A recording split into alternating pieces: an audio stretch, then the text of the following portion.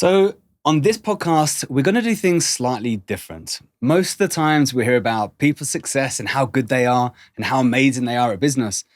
But unfortunately, humans like to hear failures more than they like to hear success.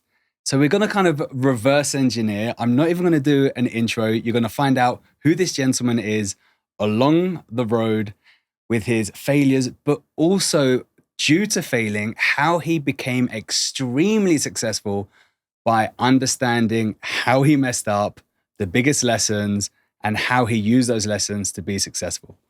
How you doing today? I'm wonderful. Thanks for having me, my friend. There you go. Do you want to do an intro, a slight small intro on who you are and your biggest mistake that you've done in business that really hurt you? Not just personally. I've some 20 years of it. Business. Yeah, I know. So my name's Zach Oehlman. I'm from Indiana, a small farm town.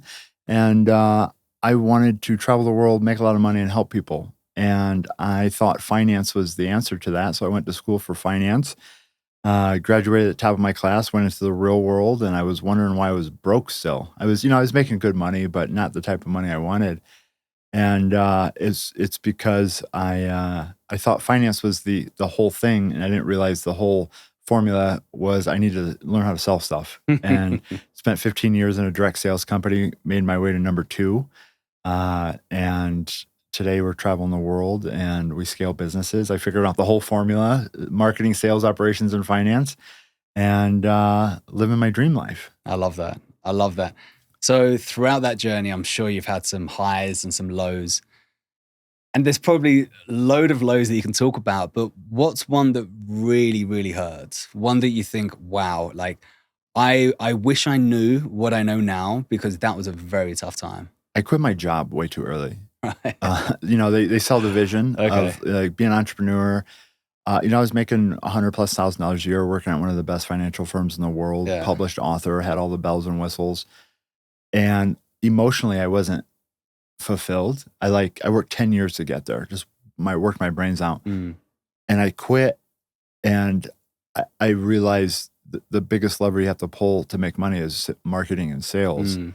And I was such a socially awkward guy. And do you feel like at this time you still had the employee mindset and you didn't? Totally. Yeah.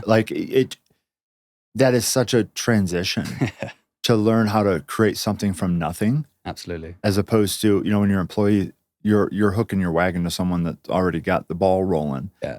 And, you go on your own and you're a nobody. You know nothing. You think you do, but then reality checks in. Mm. Trying to manage teams, I've spent over $1 million on myself, learning mentorship programs and stuff. And I wanted to learn what the systems and processes everyone talked about. Like, where is it? I want it so I can scale and remove myself. Yeah. And, over 20 years of knocking at the door, I figured it out. And so I would say, just not being ready for the dance. I got in it way too early. But are you ever ready? That's the question. Looking back, I tell people now, I say, you can plan your way out of your job. I just jumped. Mm. I didn't have any money saved up. You didn't have a parachute. I have a parachute. I literally built the plane on my way down. Yeah. And, I don't regret anything because there's a lesson in everything. But also at the same time, it turned into, I was so stressed out. I was drinking. Mm. I was an alcoholic at one time and just stressed out to the moon, panic attacks, laying on the floor for 4 hours because I don't know what to do. Wow. Crying. Learning to make big decisions, because I had a team of over 1,000 people and they all wanted a piece of me, and I wasn't, you learn what leadership is when you have that many people following you. You learn what emotional intelligence is when you learn what hard decisions are. And it's like, I had a challenge where I wanted to please everyone. I wanted everyone to like me. And I was just so thin. Mm. And, today I've learned to say no. All right. I've learned to say How? no. I mean, you see all these entrepreneurs, they have this shiny object syndrome and everything seems like the next best amazing thing. How did you learn to say no? Because I think that's where a lot of entrepreneurs fail. So I have a lifetime vision. Okay. And I have it in a plan. it's documented, it's written. I share it with my team, and that's incredible, right? And so it's like I say I got a budget and a plan. And so then I ask myself, I say, does the life I'm living, do the actions I'm taking align with where I say I want to go? And I saw a lot of the things in my life, they didn't align. And so, because it's always like, am I making the right decision? And what I've learned is, again, I had a call every day for 10 years, 5 days a week, doing over 10,000 consultations. And what I realized is people don't know what they want. 100%. Right. And so I've asked people in life and in business, in everything. Yeah. Right. And then as I did is my identity became my business. Okay. And so whenever I was in a coaching program, they're like, what do you want? I'm like, well, I want to hit this business goal, this business goal, this business goal. And every coach I had said, you need hobbies. I was like, I don't have time for hobbies. Is my hobby, yeah. I'm a businessman. I'm an entrepreneur. And I really identified myself. And so what I did is I said, everything I share, I've had to go through. And I asked myself, when is enough? Because I just that's a good question. I just had the pedal to the floor. And so what I did, I'm a framework thinker. I go, well, okay, what's the number? I said, what's my dream day? I went through the activities, documented it. I say, what does that cost? $20.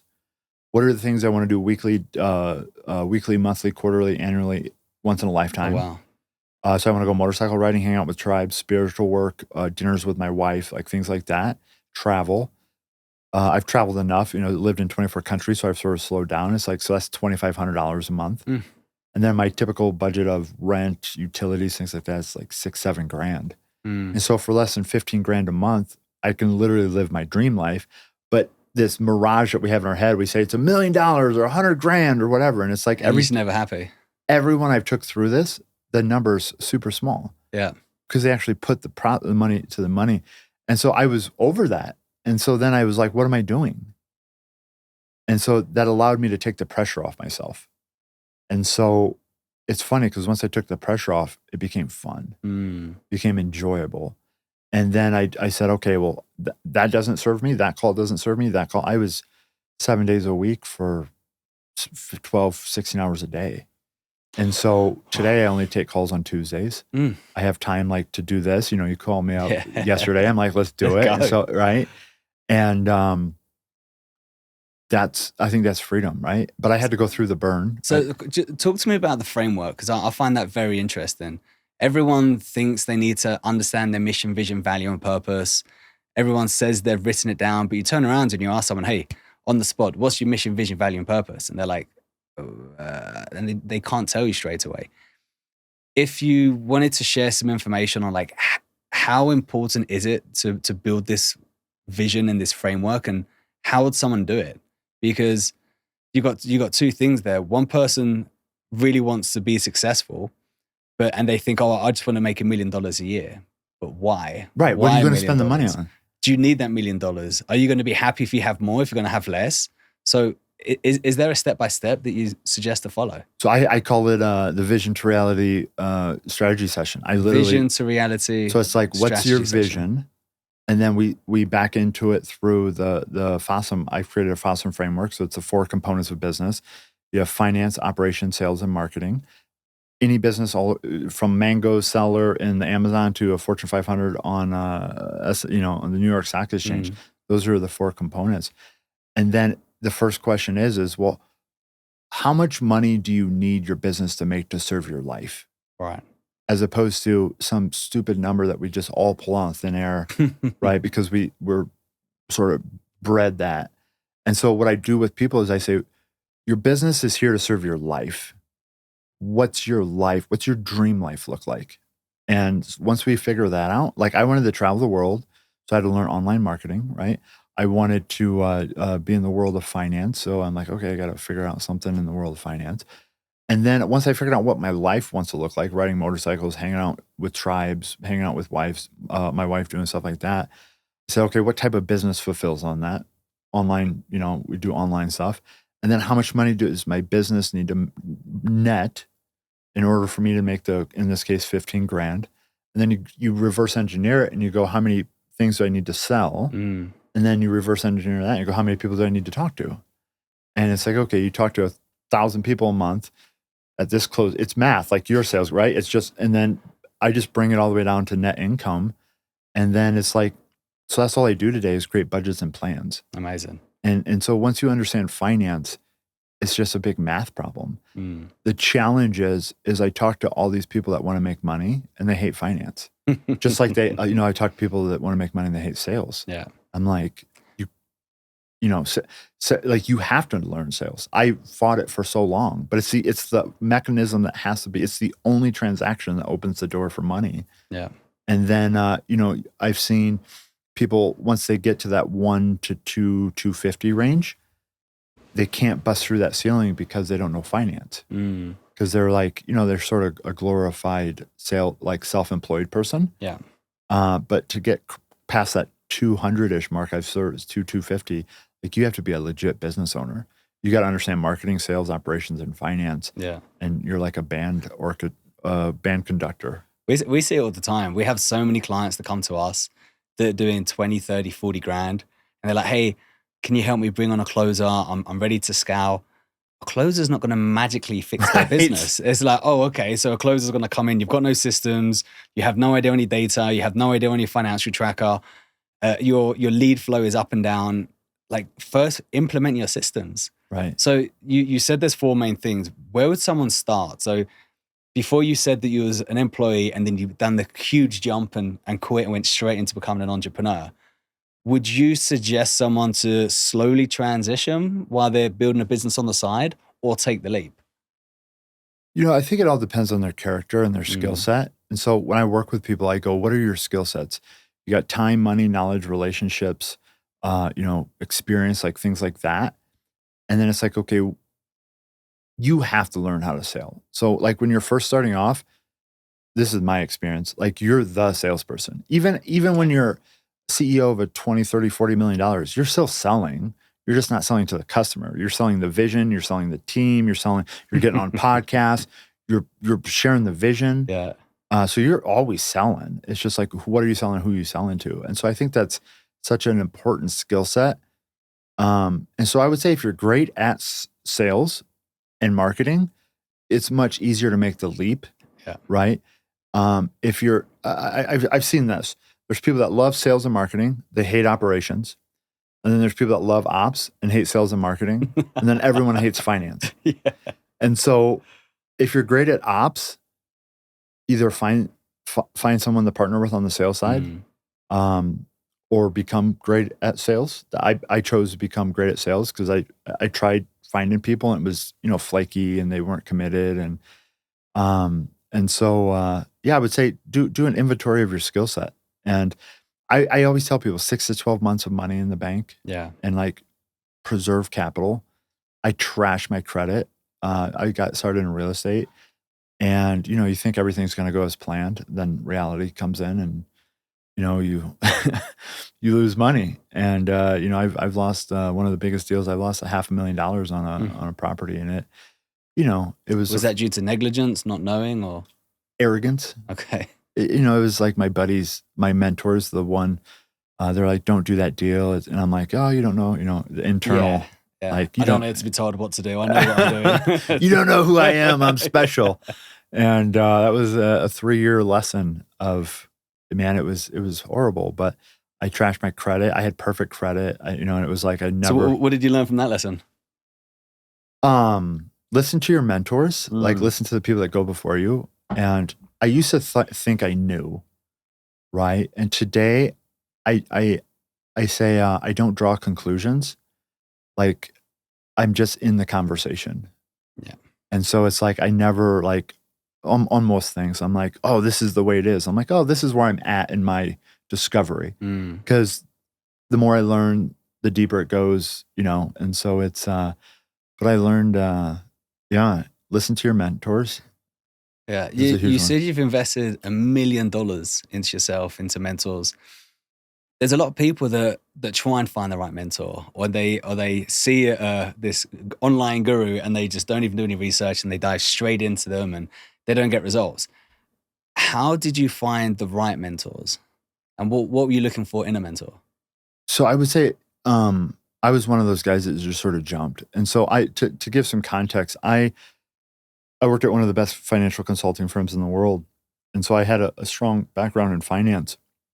And then I went to a presentation where they said, buy my $20,000 mastermind and you can become rich and learn how to invest in real estate. Okay. And but the difference was they met every Thursday in person. Accountability. Right. And so I joined. I literally sold everything I had.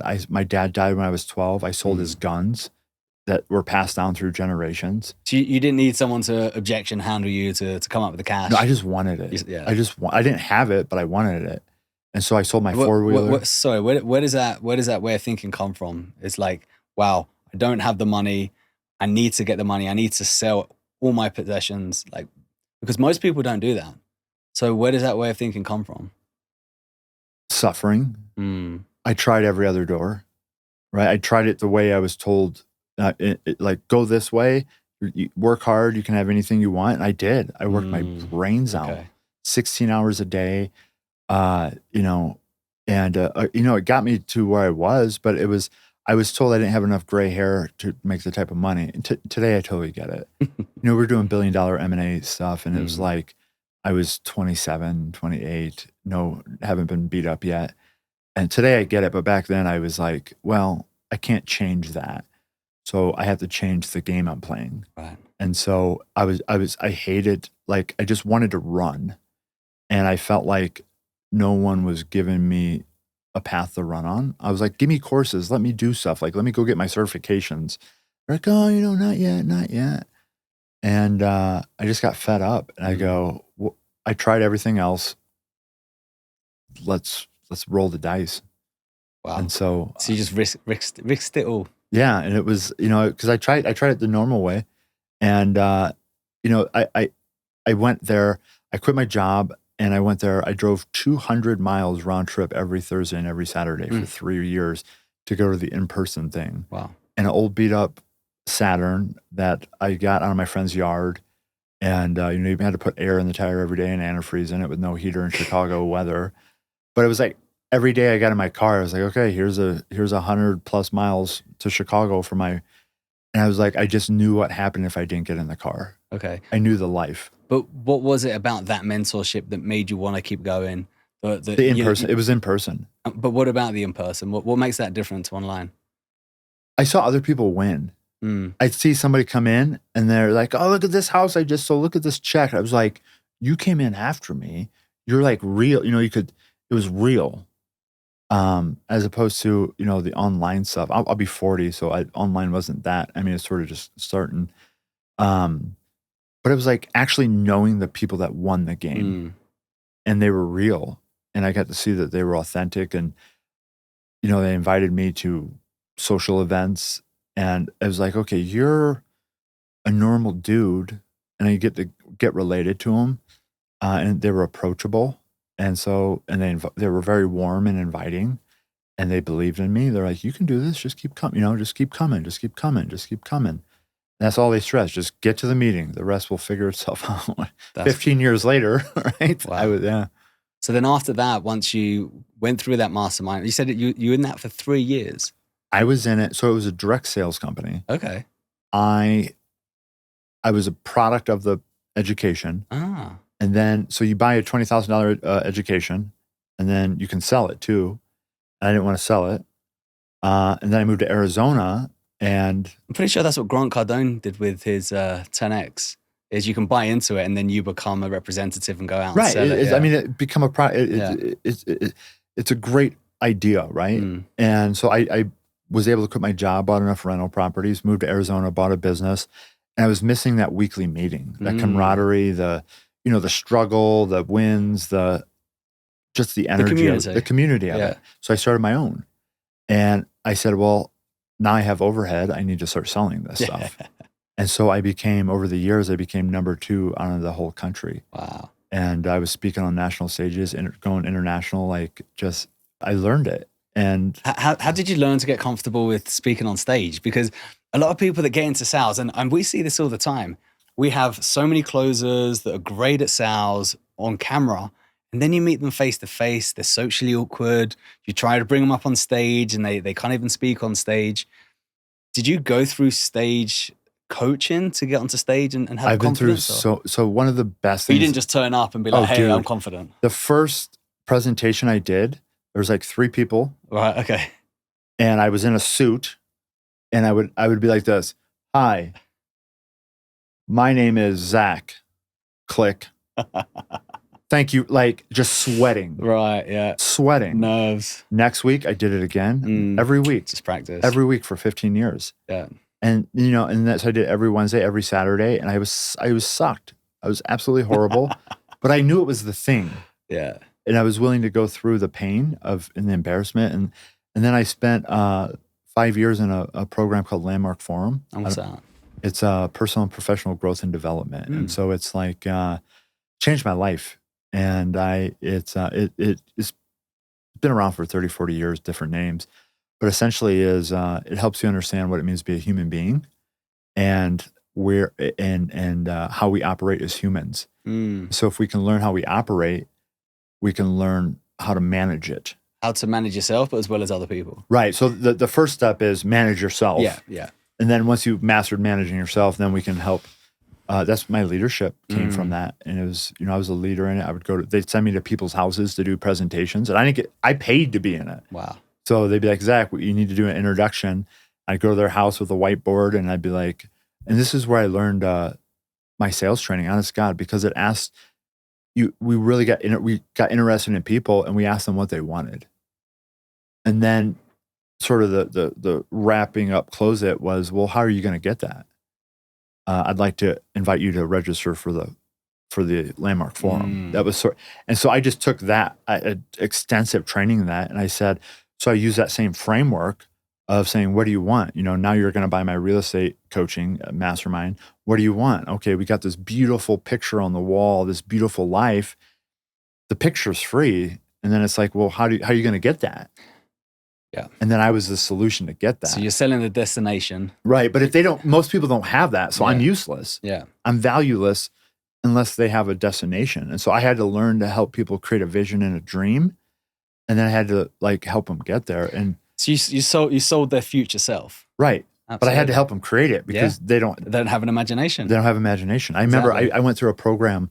It was in Landmark. And every week, for 30 minutes for an entire year, I paid $8,000 for this. I didn't realize what it was when I paid it, but she literally for 30 minutes, she goes, what do you want? I'm like, and so it took me 2 months for my brain to start going, you can create a life. You don't have to live the life that was given to you. Yeah. And I tell you what, I did it every week for a year. That's how I met my wife. I sold my first business. It's how I started traveling. Wow. Because she just kept asking me, what do you want? Just that question. Who's there? What's it look like? What are you doing? And my brain, it had to prime it. But yeah, eventually. So just looping back, for those who are trying to find their mission, vision, value, and purpose, where would one start? Because they're people that are searching their whole life and they can't find it. Is there a technique? Is it that question, sitting with yourself and being like, what do I want? Or are there any tricks where you can trick your mind to actually get you to start thinking about the future or what you want? Why would the biggest question? Go onto Pinterest and start building out your vision board. is I think it's Think and Grow Rich that says thoughts are things. And I meditate today. I meditate like 2 to 4 hours a day, and I'm just envisioning the future, how I'm going to say things, who I'm going to like this. And it happens. Yeah. Now, it's taken 20 years of this, right? But I remember, and sort of answer your question, I would say start off with what do you want? And there's levels to it. I just didn't, my vision and mission today is, I say, empower people to live an amazing life in all aspects of their life, not just finances. And, when I first started, my vision was to quit my job. And then it was to help my mom. And then it was this, and then it was this. And then, it's like every mountaintop, you get to see the next mountaintop. But you've got to visualize the next mountaintop. So I think a lot of people, they have a set goal and they hit it. They're like, oh my God, what next? Right. And then they get lost and they get depressed. They never just keep on changing the goalpost. They just have the one goal, and then that's when they then they get it. spiral. That's when I reached that what I wanted at that job. I worked 10 years for that, and I got there, and I was the unhappiest I've ever been. I understand. Because I didn't have the what was next. And so, find something that inspires you to get into action. Mm. And then when you achieve it, it truly is, for me, it's like the journey is the fun part, the destination, enjoy it for a minute, and then it's what's next. That's it. And I also see as well with all new entrepreneurs or entrepreneurs that have struggled scaling, they think they know how to sell. They're so knowledgeable on the product and service they have that they don't do what you just said. They don't future pace. They don't help them visualize their future outcome. They don't help their prospect be able to see the desired outcome and the destination. They just focus so much on the products and service and the data and how it works that people get so overwhelmed with all this information, they get lost. So what we say to our clients that we help scale is, hey, before you can bring on a closer, you need to be able to get good at sales. Stop selling your product and start selling the outcome. You are just the vehicle to help your prospect or client get to their desired outcome. So learn how to future pace. What does their life look like once they achieve X, Y, Z? If they can't visualize it, help them on that journey. Right. Okay, well, let's if you can't imagine it, let's go on a journey for a second. Right. And I like to say, imagine we go on a journey together 2 years into the future. We're now 2 years into the future, and there's 2 windows. We've opened window number 1. We put our heads through it. You know what we see? We see you in 2 years. And congratulations, you've actually achieved everything that you want. But what do you see in that mirror, right? So put it on them. Oh, I mean, how do you see your life different to now? Oh, I'm doing this, I have that. I've bought a house next to the beach. I've retired my mum. That's incredible. And like, you've been able to see that.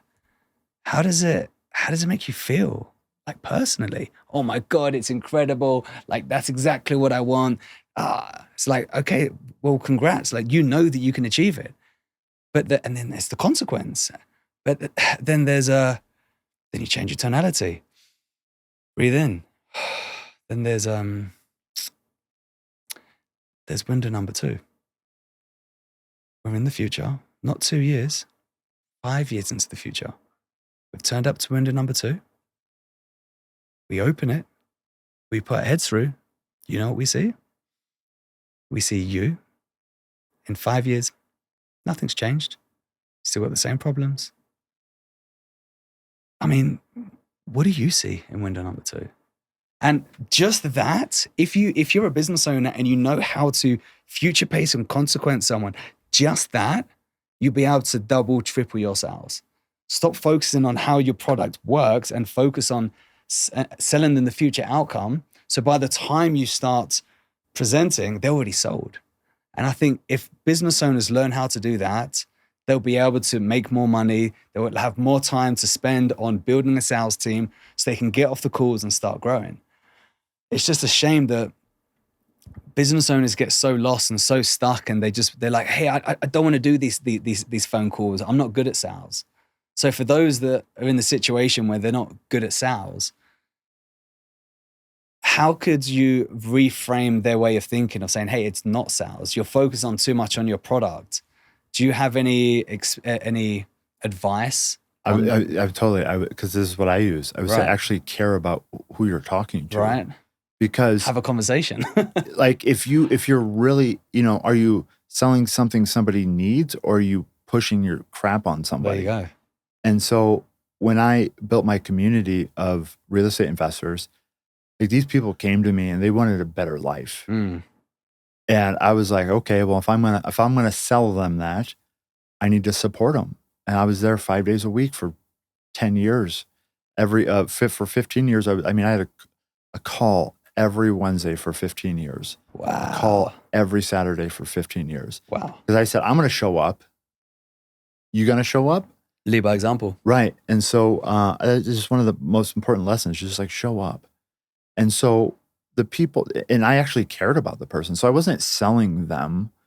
I was like get like there's a combination of encouraging, a combination of some butt kicking, just being authentic and real with them. And I've learned to I say be able to punch people in the nose and let them down with a pillow, because everyone else out there is selling the rainbows and the sunshines, and I didn't do that because I knew the reality of it. I knew the reality I had to go through, but I was honest with them, and then my track record really helps. Like, hey, look what I did. Look, I'm showing up. I remember when there was only 2 people in the room. I said, I don't care. I'm still going to show up next week. Yep. But I cared about the people. And I wanted them to get what they came to me for, not just sell something. But then how do you not get so attached to the outcome of selling? Because that's where a lot of people go wrong. They're like, okay, I've spent a lot of time, money, and effort bringing in this lead. They're now booked a call with me. I have to make the deal. And then when you have that commission breath, you scare them away. How can you detach from that? I would say, this is going to sound silly, but have your finances in order. So whether they close or not, it doesn't matter to you. Right. And so there's people that live outside of their financial wherewithal. So they have to close that deal to make it. And, I just, I fired my biggest clients recently, and I didn't care. Yeah. Because I had my finances in order, and I had my team, I had things in order where it was like, life wasn't always like that, but it's great to be like, I don't need your money, like, and really mean it, not just say it as like a gimmick. Yeah. And so if you live below your means and you save your money and you get your finances in order, it's like, you can actually be there for them as opposed to be there for you. That's so true. And then you are someone who's invested $1 million into yourself. It's crazy how there's so many business owners that are trying to sell their own products, yet they're too scared to even invest into themselves. Oh, bro. There's no congruency. It's like, how do you expect someone to take money out of their pocket and pay you if you've never done it yourself? I was just credit card after credit card after credit, because everyone had the missing piece supposedly. Yeah. And I'm just, all right, this is it. And then you get in and they're like, well, you need this, and you're already committed. All right, here you go again. And I had a conversation with myself. I said, can I sleep on my mom's couch? And I go, yeah, I can. And be okay with it. And be okay with it. That's the big one. Right. And be okay. I go, I can do that. Yeah. And let's go. Right. Yeah. And so when I quit my big job, I bought a 1967 RV for $6,000. And I parked it at my friend's yard. And I said, I paid for this in cash. I will always have a place to sleep. I'm gonna play the game until I figure this out. There you go. Yeah. That's amazing. Yeah. So then for those who have maybe invested into 1 or 2 coaches and they've turned out to be awful, how would you, and with the experience you've had now, how would you suggest finding the right mentor? Or do you feel like sometimes you just don't know until you start? It's a challenge because, I remember I paid $1,000 an hour. So it was $10,000 for 10 hours. Because, he's like at the front of the stage, it was, we're at one of our annual, if you want to be somebody and you're serious, I'm like, bro, take my card. I wasn't ready for his gift. Right. And this is what I've learned. And I learned it, again, I was on that call every day, 10 years. I go, just because I can give $1,000 an hour coaching, advice, wisdom, whatever, doesn't mean the person is ready to receive it. So I may be giving at 1,000, they may be receiving at 25. And that's why. That's big. And so I quit selling it. I give all my stuff away today because I just realized I don't want the responsibility of, because I'll stick into it. I stuck in it way too long because I said I'll be there. And I learned so many great lessons from it, but now it's like, okay, it's time for me to level up. So I just give myself away and I do the done for you stuff. And so the biggest thing is, I think to figure out what you need is to ask yourself, where are you? And I have this on free on YouTube. It's like, where are you? Where do you want to go? What's the skill sets you need to develop yourself in? And so if you need to develop yourself in sales and marketing, well, that's the mentor you need to go find. If you need to develop yourself in systems and process, that's the mentor you need to go. If you need to develop yourself in finance, if you need to develop yourself in courage or speaking, or find the thing that would pull the biggest lever. And it's typically sales and marketing, right? And so when you're first starting off, it's always sales and marketing. Always. And then as you increase your sales and marketing, it becomes systems and processes. And then, right? And then finance I think is really important. The more you make, the more it's important. Yeah. But, I was way too focused on operations, systems and processes, and not enough on sales. Right. So you had no lead flow coming in. Nothing. You couldn't sell because there's no leads. I had a great back end. Yeah. Yeah. And so I would say ask yourself what's the biggest lever you can pull if you're starting off, sales and marketing. If you're scaling, systems and process. Yeah. Right. I love that.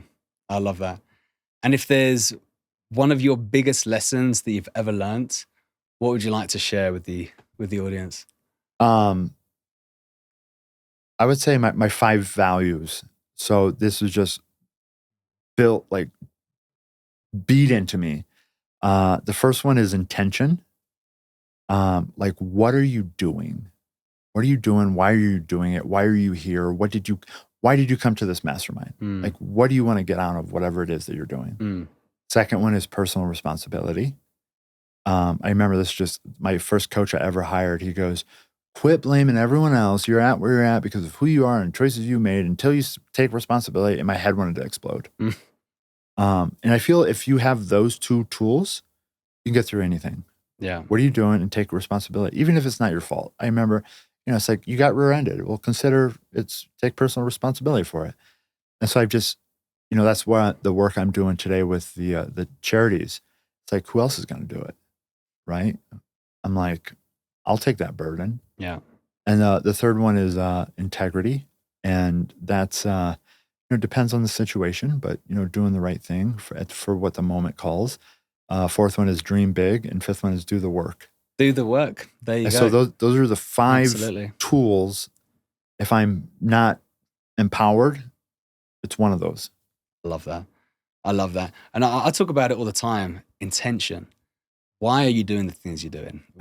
Like when you go to a mastermind, when you go to a networking meetup, what is your intention? Why are you going? What are you looking for? And it's the same with life. If you have no intention with life, it's kind of like jumping into your car one day and with no intention, you start driving around, you're driving and you think, oh shit, I got no idea where I'm going. You just turn around, you go right back at home and you didn't go anywhere. That's the reason people have a problem scaling businesses, because they can't answer the question, what do you want? Yep. So they lack the intention other than X number of dollars a month or time freedom. And I go, what are you going to do with the money? What are you going to do with the time? And, I love that. Right. I love that. We could be talking for hours and hours and hours. I've got so many more questions I want to ask you. But if someone wants to reach out, follow YouTube, how can they find you? My website. So learnandgrowrich.net. That's my website. I'm doing a YouTube channel. I'm giving all my stuff away for free. Wow. 6 months worth of daily content of how to scale companies from using my framework from a finance, operations, sales, marketing, leadership, and personal development. And I'm giving away my financial, everything. If I can upload it or record it, I'm giving it away. There you go. Sign me up. Thank you very much. Thanks for having me, Joel. Cheers for your time. Yeah. Ciao, ciao.